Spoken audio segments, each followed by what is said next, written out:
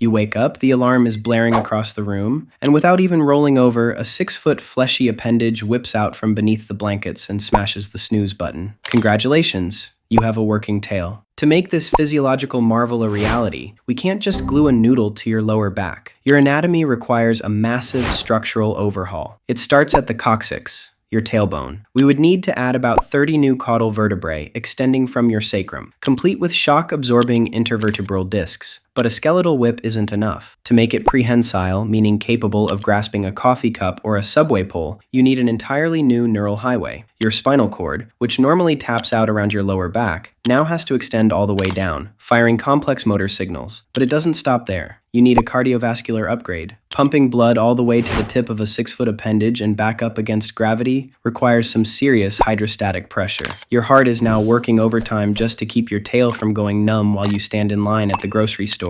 And then there is the muscle. Your pelvic floor would have to be completely re-engineered. The gluteus maximus, the muscle that literally allows you to stand upright, would have to share premium real estate with a massive new muscular base, just to keep your tail from dragging behind you like a depressed snake. Let's do the math on exactly how much biological hardware we are talking about. If you want to hang upside down from a tree branch, and let's be honest, you absolutely do, your tail has to support an average human weight of roughly 75 kilograms. Based on the muscle-to-weight ratio of a prehensile-tailed monkey, your tail would need to be roughly the length of your entire body and as thick as your thigh at the base. We are talking about adding at least 12 to 15 kilograms of pure muscle, bone, and connective tissue. At rest, human muscle burns about 13 calories per kilogram a day, but this isn't resting muscle. You are using it to open doors, gesture wildly in traffic, and express mild irritation. Factoring in the mechanical work required to constantly manipulate a heavy fifth limb, you are looking at an extra 400 to 500 calories a day just to keep it operational. You now have a scientifically valid excuse to eat an entire extra sleeve of cookies every single day just to fund your tail. But before you get too excited about your new grocery-carrying superpower, let's talk about the absolute logistical nightmare of daily life. First of all, pants. The entire concept of trousers is ruined. You now have to thread a prehensile python through a highly specific back hole every morning. Good luck finding a tailor. And sitting? Chairs, as we know them, are a technological relic. You can't lean back in a recliner without aggressively squishing your own spine extension. You will have to sit perched forward on bar stools, or invest in custom furniture with massive embarrassing tail craters. And heaven forbid you get a tail cramp on a long-haul flight. Then there is the psychological aspect. In the animal kingdom, tails are massive communicators of emotion. Dogs wag when they are thrilled,